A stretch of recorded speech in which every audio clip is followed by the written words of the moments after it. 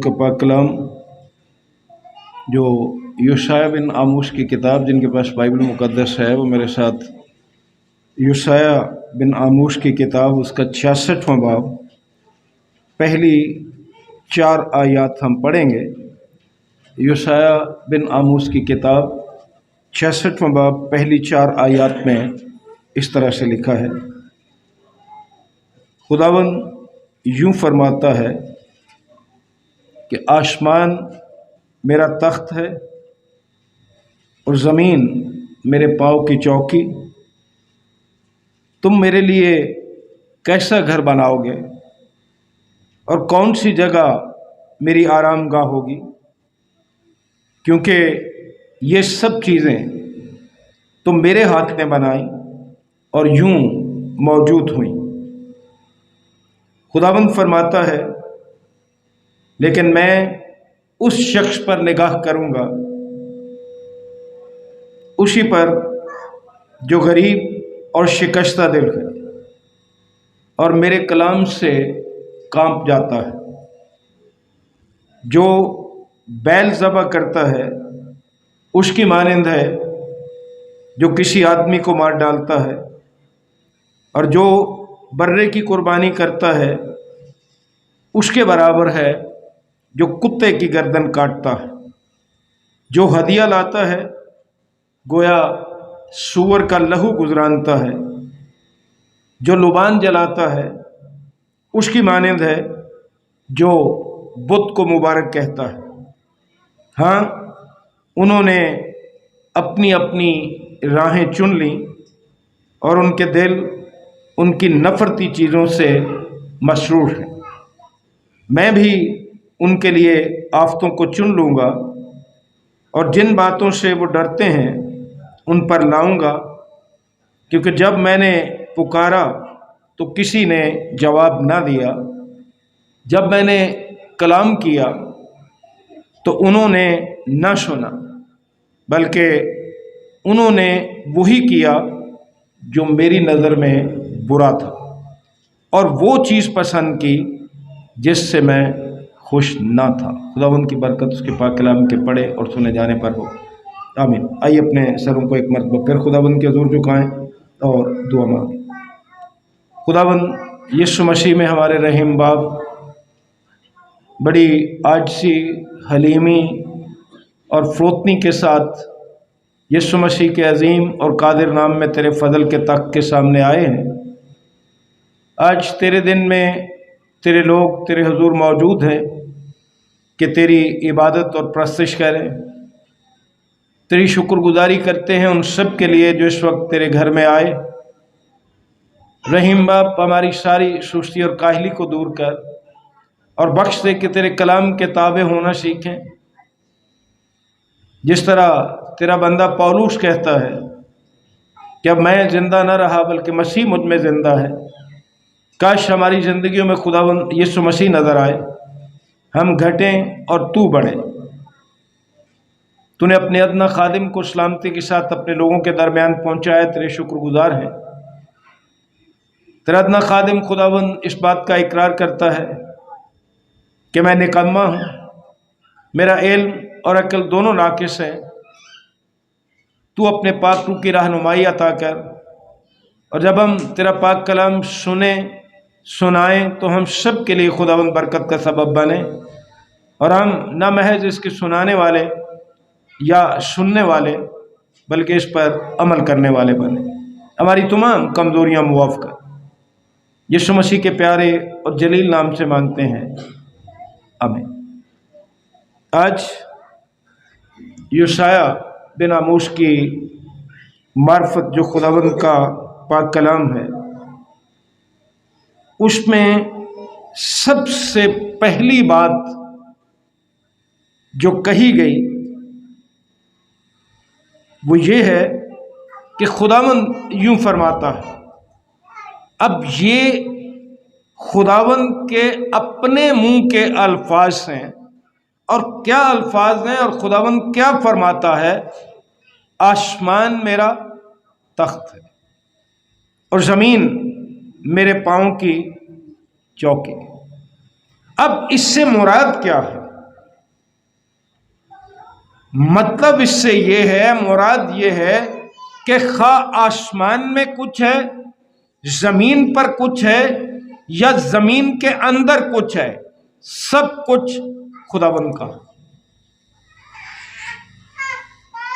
खुदावंद आसमान का और जमीन का खालिक और मालिक है। आसमान की तमाम चीजें, मखलूकात, जमीन पर जो कुछ है और जो कुछ जमीन के अंदर है, सब कुछ खुदावंद का। बाज़ औक़ात हम समझते हैं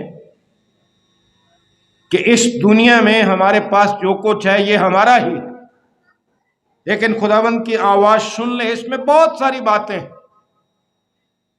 कि आसमान मेरा तख्त है और जमीन मेरे पांव की चौकी है।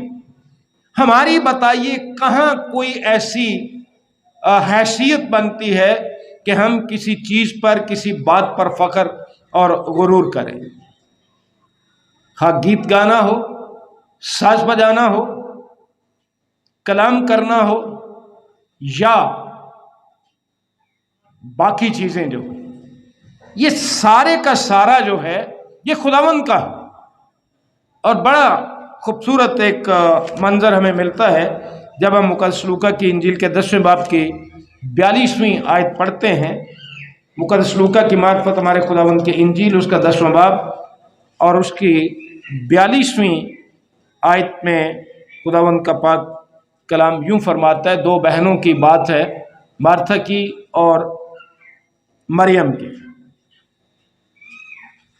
40वीं आयत से पढ़ देता हूं ताकि बात आप पर वाज़ेह हो जाए। लेकिन मार्था खिदमत करते करते घबरा गई, बस उसके पास आकर कहने लगी, आए खुदावंद, क्या तुझे ख्याल नहीं कि मेरी बहन ने खिदमत करने को मुझे अकेला छोड़ दिया? बस उसे फरमा कि मेरी मदद करे। रोटी पानी का जो खुदावंद का बंदोबस्त था वो कर रही थी, तो गिला कर रही है कि ऐ खुदावंद, तो मेरी बहन को कह के मुझे उसने सारा अकेला छोड़ दिया। खुदावंद ने जवाब में उससे कहा, मार्था मार्था, तू बहुत सी चीज़ों की फिक्र व तरद्दुद में है, लेकिन एक चीज़ ज़रूर है, और मरियम ने वो अच्छा हिस्सा चुन लिया है जो उससे छीना ना जाए। मैं अब बुरा ना मनाना, मैं ये नहीं कह रहा कि कोई खुदा के खादिम को रोटी पूछे या ना पूछे। बाज़ औक़ात आपके चर्च आने की ना आने की वजह यह बन जाती है कि जी असी रोटी दे दुआले पैस है, असी रोटी ਤੁਹਾਡੇ लिए तैयार कर दे सब है। तो यहाँ देख लें कि रोटी तैयार करना बुरी बात नहीं है, लेकिन इससे आला हिस्सा जो है वो खुदावंद के कदमों में बैठकर उसका कलाम सुनना। इसीलिए खुदावंद ने फरमाया कि मरियम ने वो अच्छा हिस्सा चुन लिया है जो उससे छीना नहीं जाएगा। अब रोटी पानी के या इस खिदमत के, ये भी एक खिदमत है, इसके चक्कर में अगर आप चर्च मिस कर जाते हैं, खुदा का कलाम नहीं सुन पाते, फायदा कुछ नहीं। इसलिए अच्छा हिस्सा चुने। जैसा मैंने पहले जिक्र किया कि हमदोस्ताइश करना हो, साज बजाना हो, कलाम सुनाना हो, सुनना हो, तो ये सारी चीज़ें जो हैं, ये अगर तो हम अपनी ज़ात के लिए करते हैं या किसी पर एहसान के लिए करते हैं तो फिर अफसोस की बात। खुदावंद के लिए ये सारा कुछ करना चाहिए। मार्था ने गिला किया था कि मेरी बहन जो है वो आराम से बैठी हुई और सारी खिदमत मैं कर रही। तो खुदावंद ने क्या कहा कि उसने क्या किया है, अच्छा हिस्सा चुना है जो उससे छीना नहीं जाएगा। अब यशायाह नबी की किताब में वापस चलते हैं। दूसरी आयत में यूं खुदा का पाक कलाम बताता है, बड़े जोरदार अल्फाज हैं ये जो हमने चारों आयत पढ़ी। सुनिए ज़रा दूसरी आयत में क्या लिखा है। बल्कि पहली आयत का दूसरा हिस्सा ये था कि तुम मेरे लिए कैसा घर बनाओगे। हम खुदा का घर बना के, बड़े खूबसूरत गिरजाघर बना के, या वहाँ आसाइशें लगा के हम समझते हैं जी हमने खुदा पर बड़ा एहसान कर दिया। आज खुदावंद की आवाज़ ये है कि आसमान मेरा तख्त है, जमीन मेरे पाँव की चौकी है, तुम मेरे लिए कैसा घर बनाओगे, और समझते हो कि हमने बड़ा एहसान कर दिया खुदा पर। फिर दूसरी आयत में लिखे, क्योंकि ये सब चीजें तो मेरे हाथ ने बनाई। मेरा और आपका क्या, बताइए तो सही, फख्र करने के लिए है क्या? वो कहता है कि ये सब चीजें क्या हैं, मेरे हाथ ने बनाई और यूं मौजूद हुई। खुदावंद फरमाता है। फिर आगे ये कहा गया, लेकिन मैं उस शख्स पर निगाह करूंगा। अब निगाह करने का मतलब क्या है? जिस तरह मैं आपको देख रहा हूं या आप मुझे देख रहे हैं। निगाह करने का मतलब यह है कि मैं उस पर अपना करम और अपना फजल करूंगा, उस पर अपनी निगाह करूंगा, उससे अपने रहम से नवाजूंगा, उसे अपना फजल बख्शूंगा। जिनके बारे लिखे है, उसी पर जो गरीब और शिकस्ता दिल है। मैं हैरान होता हूं कि खुदा का कलाम कितना सच्चा, और शुक्र करता हूं खुदावंद का कि इसके अलावा तो कोई चीज सच्चाई हो नहीं सकती। खुदा का कलाम सच्चा है, खालिस है, उसके मुंह के अल्फाज हैं। चूंकि कलाम ये फरमा रहा है, लेकिन मैं उस शख्स पर निगाह करूंगा, उसी पर जो गरीब और शिकस्ता दिल है और मेरे कलाम से कांप जाता। तीन बातें यहां फरमाई गई। जो गरीब है, हमारे यहाँ गरीब का मतलब ये होता है जी कि फलां के पास रोटी नहीं है, फलां के पास घर नहीं है, फलां के पास अच्छी रहन सहन नहीं है। खुदावंद इसकी बात ही नहीं कर रहा। ना वो किसी के चंदे की बात कर रहा,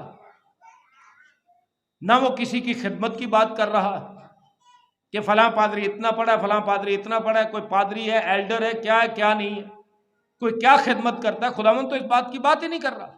खुदावंद कह रहे हैं, मैं उस शख्स पर निगाह करूंगा, उसी पर जो गरीब है। अब गरीब क्या है, यहां क्या मुराद है? कलाम मुकद्दस में हमें बड़ी खूबसूरती से बताया गया कि गरीब खुदावंद की निगाह में है कौन है।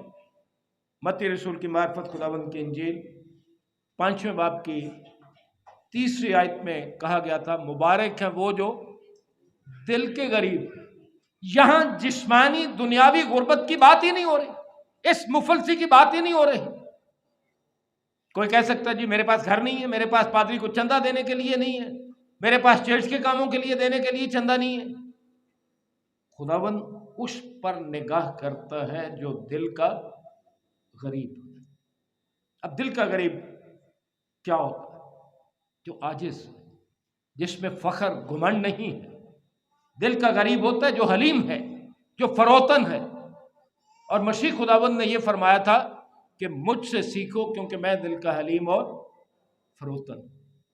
वो दिल का हलीम और फरोतन है जो यीशु मसीह से सीखता है, जिसमें घुमंड और फख्र नहीं है। इसलिए खुदावंद फरमा रहा है कि मैं उस शख्स पर निगाह करूंगा जो दिल का गरीब है, जो शिकस्ता दिल है। ये ज़बूर नंबर 51 हम सब ने मिलकर पढ़ा था। फिर एक दफा पढ़ देता हूं उसकी 17वीं आयत से। ज़बूर नंबर 51 उसकी 17वीं आयत में खुदा का पाक कलाम यूं फरमाता है, शिकस्ता दिल होना है क्या? लिखा है, बल्कि 16वीं में पढ़ देता, क्योंकि कुर्बानी में तेरी खुशनुदी नहीं, वरना मैं देता। सुख्तनी कुर्बानी से तुझे खुशी नहीं, शिकस्ता रूह खुदा की कुर्बानी। अगर मेरी रूह शिकस्ता नहीं, मैं शिकस्ता दिल नहीं हूं, तो 2 घंटे यहां खड़ा होकर पैगाम सुना, आप 2 घंटे बैठ के सुन लें। आप 10 रुपए चंदा डालें, 1000 रुपया डालें, क्या फर्क पड़ जाएगा? अगर हम गिरजा घर में आकर बैठकर भी शिकस्ता दिल नहीं है, हलीम फरोतन नहीं है, और उस तरह के गरीब नहीं है जिस तरह के खुदावन चाहता है, कुछ फायदा नहीं। ठीक है, शिकस्ता रूह खुदा की कुर्बानी है। ऐ खुदा, तो शिकस्ता और खस्ता दिल को हकीर ना जाने। इसका मतलब है कि जो दिल का गरीब नहीं है, जो दिल से शिकस्ता नहीं है, जो शिकस्ता रूह नहीं है, खुदावंद उसे हकीर जानता है। सिर्फ शिकस्ता और खस्ता दिल को, शिकस्ता रूह को वो हकीर नहीं जानता। इसलिए अजीज बहनों और अजीज भाइयों, हमें बड़ी आजिज़ी के साथ, हलीमी के साथ, फरोतन होकर खुदाबंद के हुजूर दिल के गरीब होने की, शिकस्ता रूह होने की ज़रूरत है, ताकि खुदाबंद की नज़र में हम हकीर ना हो। फिर आगे खुदाबंद के पाक कलाम ने ये फरमाया, उसी पर जो गरीब और शिकस्ता दिल है और मेरे कलाम से कांप जाता है। आपका क्या ख्याल है, कांपने का मतलब यह है कि सर्दी ज़्यादा लगे तो बंदा कांपता है, या किसी डरावनी चीज़ को, शेर को देख ले तो कांप जाए बंदा? क्या मतलब है जब खुदाबंद ने यह फरमाया कि जो मेरे कलाम से कांप जाता है? कभी सोचा आपने खुदा के कलाम से कांपना है क्या? हम कभी कांपे नहीं है, इसलिए हमें पता ही नहीं है कि कांपना है क्या खुदा के कलाम का। अगर हम कांपते होते तो आज हमारी हालत यह ना होती। हम कभी खुदा के कलाम से कांपे नहीं है। हमारे अंदर फखर, गरूर है, हसद, बुग़्ज़, नफरत है। दो मिसालें खुदावंद के पाक कलाम में से पेश करना चाहता हूं। देखिए क्या लोग थे।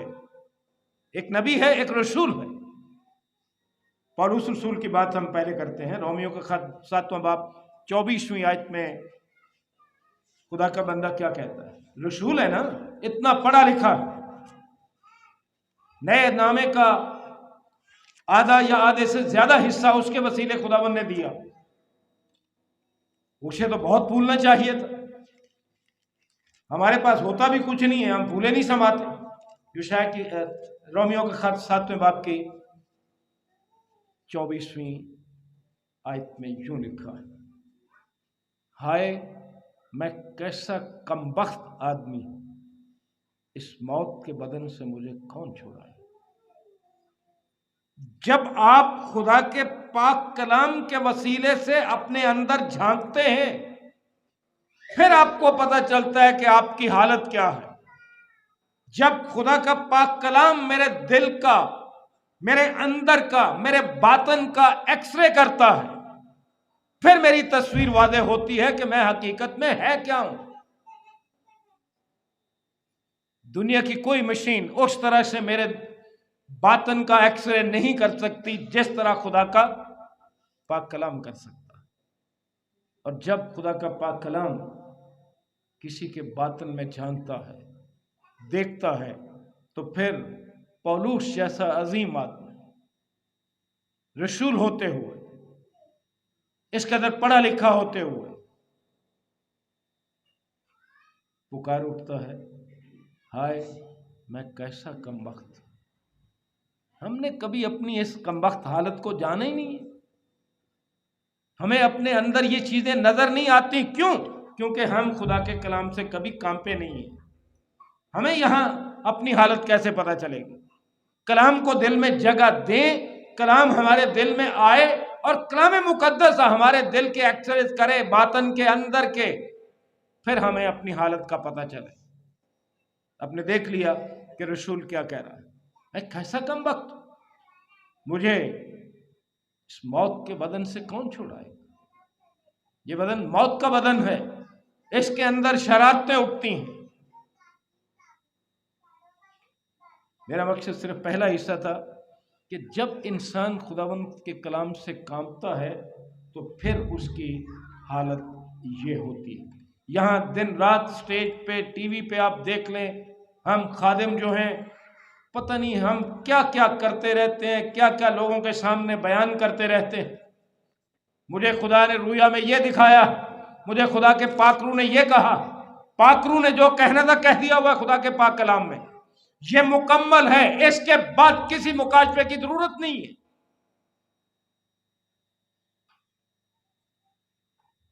हमें पता नहीं क्या क्या ख्वाब आते हैं, क्या क्या रोया आती है।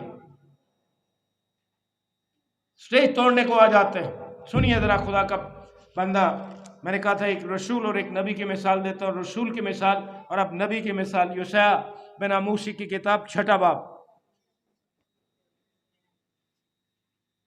पहली आयत से पढ़ रहा हूं। जिस साल में उसिया बादशाह ने वफात पाई, मैंने खुदाबंद को एक बड़ी बुलंदी पर ऊंचे तख्त पर बैठे देखा और उसके लिबास के दामन से हैकल मामूर हो गई। जरा मंजर को अपनी आंखों के सामने लाइए कि हो क्या रहा है। उसके आसपास सराफीम खड़े थे, जिनमें से हर एक के 6 बाजू थे और हर एक 2 से अपना मुंह ढांपे था और 2 से पांव और 2 से उड़ता था। और एक ने दूसरे को पुकारा और कहा, कुद्दूस कुद्दूस कुद्दूस रब्बुल अफ़वाज है, सारी जमीन उसके जलाल से मामूर है। और पुकारने वाले की आवाज के जोर से आस्थानों की बुनियादें हिल गईं और मकान धुएं से भर गया। ये मंजर जब नबी होते हुए ये उसाया देखता, खुदा का जलाल है, धुआं है, रब्बुल अफ़वाज को कुद्दूस कुद्दूस कुद्दूस पुकारा जा रहा है और पुकारने वाले की आवाज से आस्थानों की बुनियादें तक हिल जाती हैं और मकान धुएं से भर गया। तो क्या क्या हमारी तरह कोई फखर की बात की, हमारी तरह स्टेज तोड़ने पे आ गए। खुदा का बंदा कहता है, तब मैं बोल उठा कि मुझ पर अफसोस, मैं तो बर्बाद हुआ क्योंकि मेरे होंठ नापाक हैं और नजिस लब लोगों में बसता हूं, क्योंकि मेरी आंखों ने बादशाह रब्बुल अफ़वाज को देखा। ये हालत होती है खुदा के लोगों की, जब उसका जलाल देखते हैं, जब उसे देखते हैं तो ये हालत होती है, हाय मैं कैसा कमबख्त हूं, मुझ पर अफसोस, मैं तो बर्बाद हुआ। हमारी तरह हालत होती है। ये है वो दिल जो गरीब होता है, ये है उसके कलाम से कांपना, अपने आप को जांचना कि मेरी हालत दरअसल है क्या, हकीकत में मैं हूं क्या। इसके बाद जब ये सारी बातें हुई तो उसके बाद जो लोग हदिये ला के हैकल में समझते थे कि हमने बड़ा तीर मार लिया, खुदा पर एहसान करते थे कि हमने तो इतना चंदा दिया, हम इतनी हदायकी लाए हैं तेरे हजूर। सुनिए जरा खुदा क्या फरमा रहा है। जब आप खुदा के कलाम से कांपते ही नहीं है, जब आपके दिल में उसका कोई असर नहीं होता, मेरे दिल में कोई असर नहीं होता, मैं खुदा के पाक कलाम से कांपता नहीं हूं, तो जब हम हदिये लाते हैं तो उनका हाल सुन लीजिए क्या होता है। जब हम इबादतें करते हैं तो फिर हाल सुन लीजिए क्या होता है। लिखा है, जो बैल ज़बह करता है उसकी मानिंद है जो किसी आदमी को मार डालता है। सोचो, देखो क्या कह रहा है खुदा का पाक कलाम। बैल कोई आसान, कोई थोड़ी कीमत का आता है। बैल कुर्बान करते हैं और एहसान करते हैं कि जी हमने खुदा के लिए कुर्बानी की। जब दिल में तब्दीली नहीं है, जब खुदा के कलाम से कांपे नहीं है, जब ये नहीं जाना कि सब कुछ खुदावंद का है, तो फिर खुदावंद कहता है कि जो बैल ज़बह करता है, नाम तो मेरा लेता है कि जी मैंने उसके लिए दिया है, मैंने खुदावंद के लिए कुर्बानी की। आपके लिए कुर्बानी होगी, जो लोग खाने आएंगे उनके लिए कुर्बानी होगी, लेकिन खुदावंद की नज़र ये है, जो बैल ज़बह करता है जो उस आदमी की मानिंद है जो किसी आदमी को मार डालता है। आपने तो कत्ल कर दी, आप तो कातिल बन गए, की आपने कुर्बानी है, लेकिन खुदावंद की नजर में आप क्या हो गए हैं? खूनी हो गए हैं, कातिल हो गए हैं। और कोई कातिल और खूनी खुदा की बादशाही का वारिस नहीं हो सकता। आगे बर्रे की कुर्बानी, कोई ज्यादा लाता है, कोई कम लाता है। बैल जरा महंगा होता है, आगे बर्रे की बात आ गई। और जो बर्रे की कुर्बानी करता है उसके बराबर है जो कुत्ते की गर्दन काटता है। सुन लिया आपने? आपने तो बर्रा बड़ा पला बड़ा और बड़ा खूबसूरत बर्रा खुदावंद की नजर किया। वो लोग यही समझते थे कि हम तो बेऐब बर्रा लाए हैं, इतना पला हुआ बर्रा लाए हैं खुदा के हुजूर कुर्बान करने के लिए। जब खुदा के कलाम से नहीं काम पे, हलीम नहीं बने, फरोतन नहीं बने, तो फिर खुदावंद ने क्या कहा? जो बर्रे की कुर्बानी करता है उसके बराबर है जो कुत्ते की गर्दन काटता है। कुत्ता हराम है ना, हराम जानवर है ना, खुदा ने मना किया हुआ है ना। आप तो लाए थे खुदा के हुजूर कुर्बानी करने के लिए बर्रा, आपके लिए वो बर्रा है, मेरे लिए वो बर्रा हो सकता है, दुनिया की नजर में वो बर्रा हो सकता है, लेकिन जब खुदा के कलाम का हमारी जिंदगी में असर नहीं है तो खुदा की नजर में वो बर्रा क्या है? कुत्ते की गर्दन काटने के बराबर। इसका मतलब क्या है? आप हराम कुर्बानी खुदावंद को करते हैं। कैसे खुदावंद पसंद करेगा? क्यों करेगा? इसलिए खुदा के कलाम से कांपना बहुत लाजिम है, अपने आप को जांचना बहुत लाजिम है, अपनी जिंदगी में हलीम, आजिज और फरोतन बनना बहुत लाजिम है।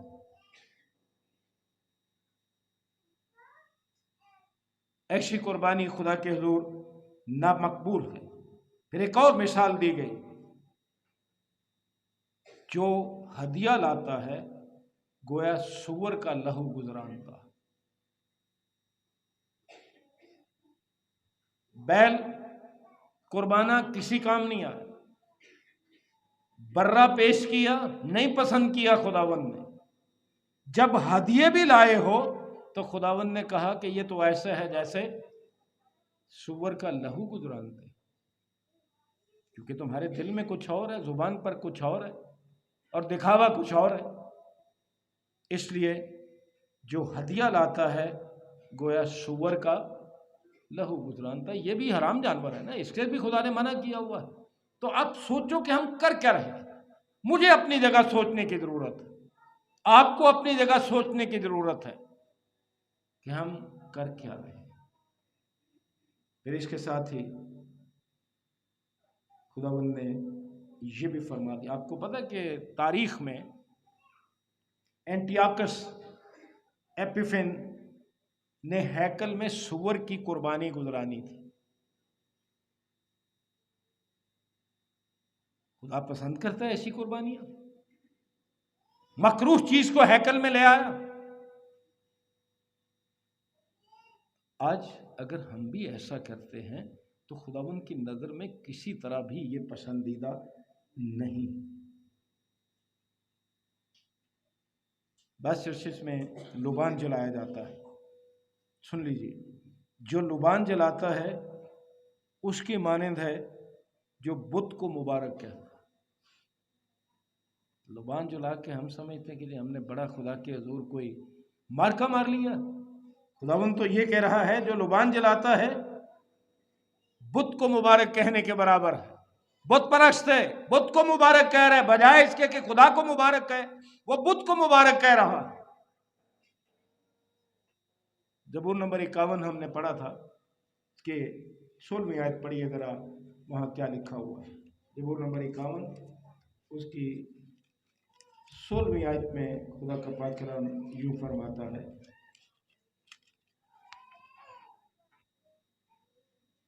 क्योंकि कुर्बानी में तेरी खुशनुदी नहीं वरना मैं देता, सोख्तनी कुर्बानी से तुझे कुछ खुशी।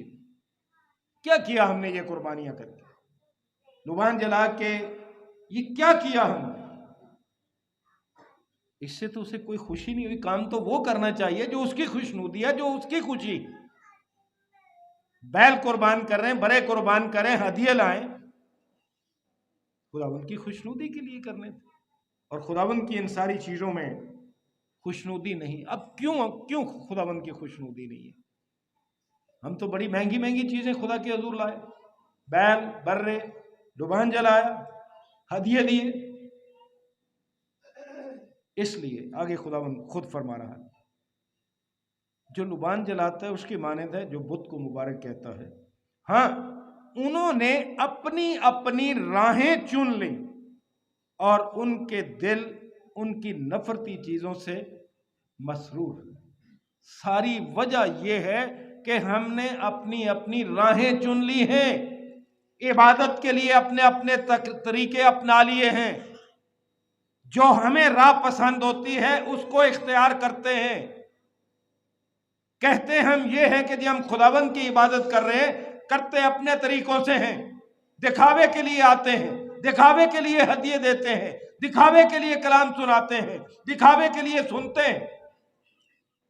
इसलिए ये सारा कुछ खुदावंद को नापसंद है, क्योंकि हमने अपनी अपनी राहें चुन ली। किसी ने कुर्बानी की राह चुन ली है, किसी ने लुबान जलाने की राह चुन ली है और सोचा कि इससे नजात मिल जाएगी। यह खुदावंद को पसंद ही नहीं है, इनसे कैसे नजात मिलेगी।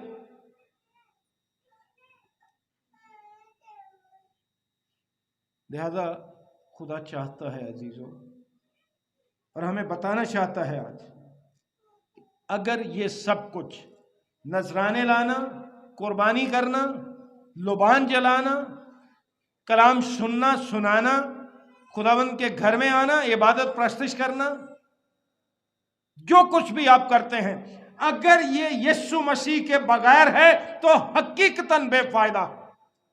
अगर ये उसके जलाल के लिए नहीं है, अगर मसीह यीशु के बगैर है, जब मसीह के लिए ये सारा कुछ होता है, फिर हमारे दिलो दिमाग में कहीं फख्र और गुरूर की कोई गुंजाइश नहीं होती। फिर हम उसकी खिदमत समझ के करते हैं।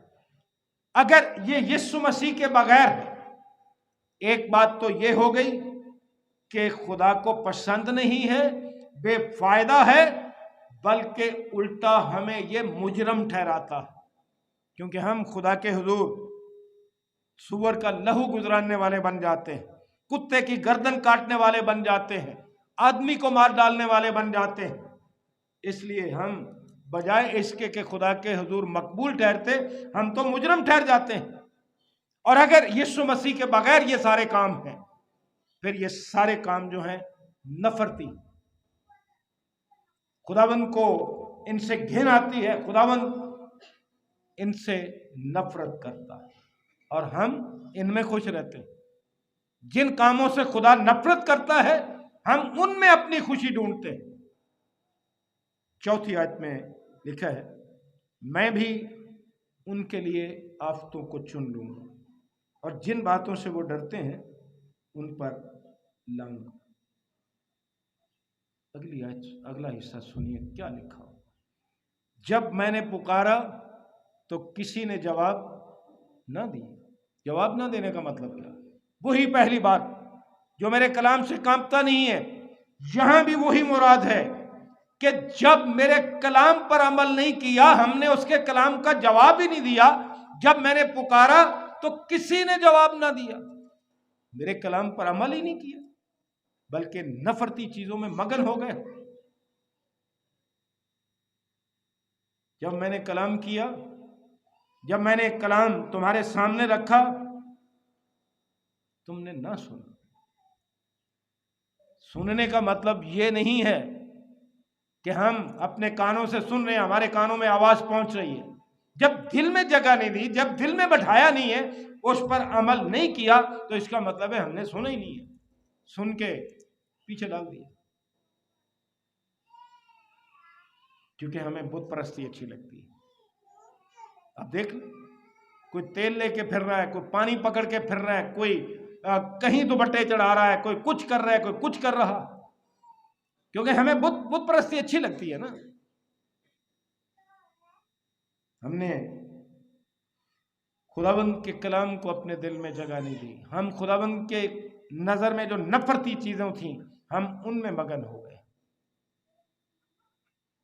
मुकद्दस लूका की इंजील और मुकद्दस मत्ती रसूल की इंजील, इन दोनों अनाजील में एक वाक़या बयान किया जाता है। मत्ती रसूल की इंजील उसका 17वां बाब और पहली 8 आयत, और मुकद्दस लूका की मार्फत खुदावंद की इंजील उसका 9वां बाब 28वीं आयत से 36वीं आयत तक। एक दोनों में से मैं पढ़ देता हूँ। मत्ती रसूल की इंजील उसका 17वां बाब पहली आयत से 8वीं आयत तक सुन लीजिए क्या लिखा है। किस तरह इंसान बुत परस्ती की तरफ माइल होता है। बाज़-औक़ात ईमानदारों के दिल भी इस तरफ माइल हो जाते हैं, लेकिन खुदावंद ने मना किया।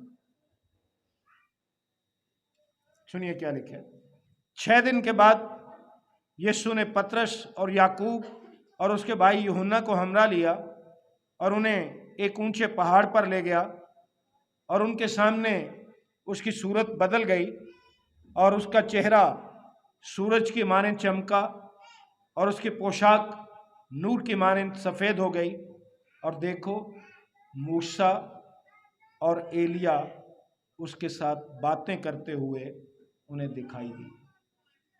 पतरस ने यीशु से कहा, ऐ खुदावंद, हमारा यहाँ रहना अच्छा है, मंजर बड़ा अच्छा है, मूसा नजर आ रहा है, तू मौजूद है, एलिया मौजूद है, हम मौजूद हैं, बड़ी अच्छी बात है, तो हमारा यहाँ रहना अच्छा है। अगर तू चाहे, तेरी मर्जी हो तो मैं यहाँ 3 डेरे बनाऊं। ये बात तुम्हें पसंद है, डेरे बनाना चाहते हो, मकबरे बनाना चाहते हो, बुत परस्ती करना चाहते हो।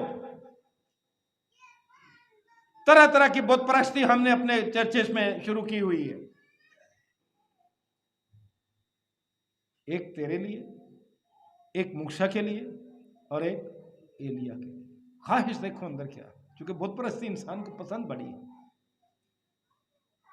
वो ये कह ही रहा था कि देखो, एक नूरानी बादल ने उन पर साया कर लिया और उस बादल में से आवाज़ आई कि ये मेरा प्यारा बेटा है जिससे मैं खुश हूँ, इसकी सुनो। अपने दिल की छोड़ दो। यहाँ मकबरे बनाना आगे, डेरे बनाना चाहते हो, बुत परस्ती शुरू करना चाहते हो, ये मेरा प्यारा बेटा है जिससे मैं खुश हूँ और इसकी सुनो।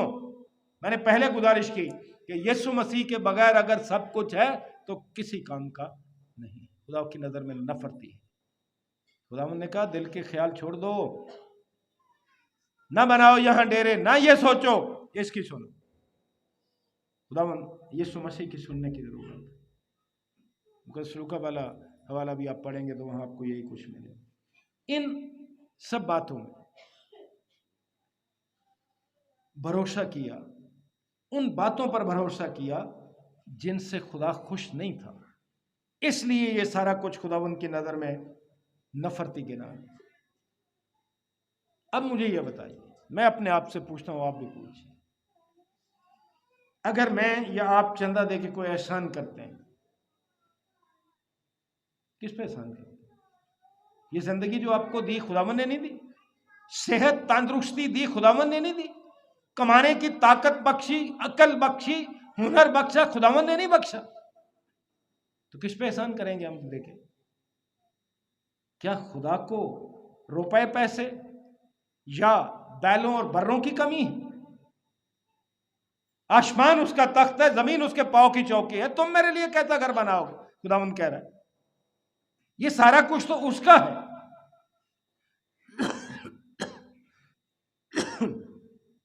इसलिए खुदावंद फरमाता है कि हम अब उसके कलाम से काम, शिकस्ता दिल पर। असीस भाई और असीस बहन, आज अपने आप में सोचिए कि हम कलाम सुने या सुनाएं, इबादत करें, सास पर जाएं, हम दोस्ताइश करें, उसके घर में आए, दायकी दें, चंदे दें, हम कर किस काम के लिए रहे? दिखावे के लिए? मजबूरन एहसान करते हैं किसी पर? खुदावंद की खुशनुदी के लिए हमें करना चाहिए। जो कुछ भी हम करते हैं खुदावंद की खुशनुदी के लिए करना चाहिए।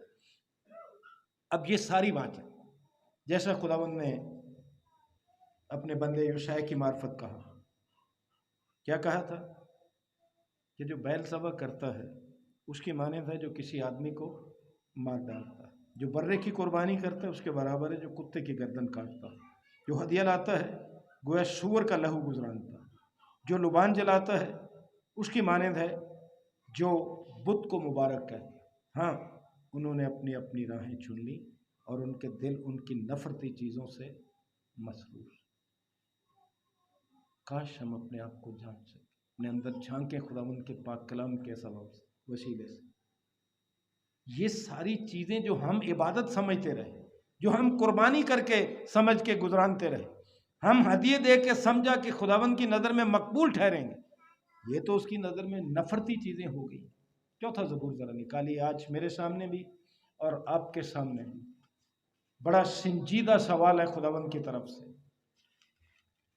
और बड़ी संजीदगी के साथ इस सवाल का जवाब मुझे और आपको देना।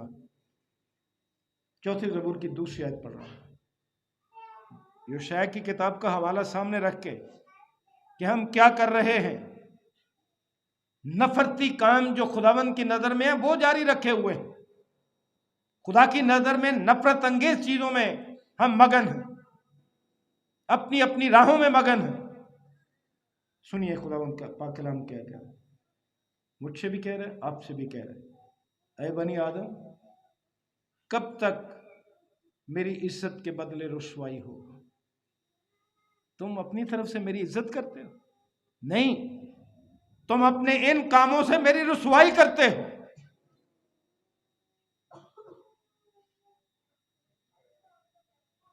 क्या हम कलाम इसलिए सुनाते हैं कि खुदावंद की रुसवाई हो? क्या आप इसलिए सुनते हैं कि खुदावंद की रुसवाई हो? क्या हम चर्च इसलिए आते हैं? तुसी लोग को मेरी इज्जत करोगे खार कद तक, कब तक उसकी इज्जत की रुसवाई होती रहेगी? कब तक हमारे दिल हम उसके कलाम से नहीं कांपेंगे? कब तक वो काम जारी रखेंगे जो उसकी नज़र में नफरती हैं? फिर आगे लिखे, तुम कब तक बतालत से मोहब्बत रखोगे और झूठ के दर पे रहोगे? अब ये सवाल मेरे लिए, आपके लिए, कब तक हम ऐसा काम जारी रखें? कब हमारे अंदर तब्दीली आएगी? कब हम खुदा के कलाम से कांपेंगे? कब तक वो नफरती काम छोड़ेंगे जो खुदावंद नहीं चाहता, जो उसकी नज़र में नफरती काम? असीस भाइयों और असीस बहन, खुदावंद करे कि हम वही कुछ करें जो खुदावंद की नज़र में भला, जिससे खुदावंद खुश हो, ना कि हम अपनी अपनी राहें इख्तियार करें, ना कि हम वो करें जो हमारी नज़र में बेहतर और भला है, ना कि हम दिखावे के लिए कुछ करें, ना कि हम खुदा के नज़र में वो काम करें जो नफरती। इन आयात के साथ अपील कर रहा हूँ, रोमियो का ख़त 12 बाब पहली 2 आयात इस पैगाम के अपील के लिए आपके सामने रख रहा हूँ। सुनिए क्या लिखा, रोमियो का ख़त 12 बाब पहली 2 आयात। बस है भाइयों, मैं खुदा की रहमतें याद दिलाकर तुमसे इल्तमास करता हूँ कि अपने बदन ऐसी कुर्बानी होने के लिए नज़र करो जो जिंदा और पाक और खुदा को पसंदीदा। यही तुम्हारी माकूल इबादत, यह है माकूल इबादत जो खुदाबंद को पसंद है। और फिर दूसरी आयत में लिखे, इस जहान के हम शक्ल न बनो बल्कि अकल नहीं हो जाने से अपनी सूरत बदलते जाओ। हमने अपनी सूरत नहीं बदली, किरदार नहीं बदले, जिंदगियां नहीं तब्दील हुई हमारी। शायद ये सूरत तो बदल ली है करीमे लगा के, बलीचे करके, जो अंदर की सूरत है वो तो बदली नहीं, वो बदलने की जरूरत है। काश हम अपनी सूरत बदलते जाए, उसमें तरक्की करते चले जाए, उसकी खुशनुदी के लिए काम करते रहे, लेकिन ताकि खुदा की नेक और पसंदीदा और कामिल मर्जी तजर्बे से मालूम कर। काश हम ऐसा कर सके। खुदा हम सबको ऐसा ही करने का फजल बख्शे। आमीन। दुआ मांगे। खुदावन यीशु मसीह में हमारे रहीम, हम बड़ी आजी हलीमी और फरोतनी के साथ तेरी शुक्रगुजारी करते हुए तेरे हुजूर आए हैं, तेरे पाक कलाम के लिए जो तूने अपने नबियों, रसूलों और मुकद्दसीन की मार्फत हमें दी। बख्श खुदावंद कि हम अपनी सूरत बदलते जाए, हर वो काम हमारी ज़िंदगी से दूर हो जिससे तुझे नफरत है, वो काम करने वाले बने जिनमें तेरी खुशनुदी है, तेरे कलाम से कांपें, इस पर अमल करने वाले बने, इसको अपने दिल में जगह दें, 100 गुना फल लाने वाले। हम तेरा कलाम सुने, तेरे घर में आए, इबादत करें, जिस तरह से भी हम तेरी खिदमत करते हैं, बख्श दे कि ये तेरी खुशनुदी के लिए सारा कुछ करने वाले बने, तेरे जलाल के लिए करने वाले बने। हम घटें और तू बढ़े, हम जिंदा ना रहें बल्कि हमारी ज़िंदगी में मसीह नज़र आए। इबादत के बकिया हिस्से में हमारी हिफाजत कर, मसीह यीशु के नाम से मांगते हैं।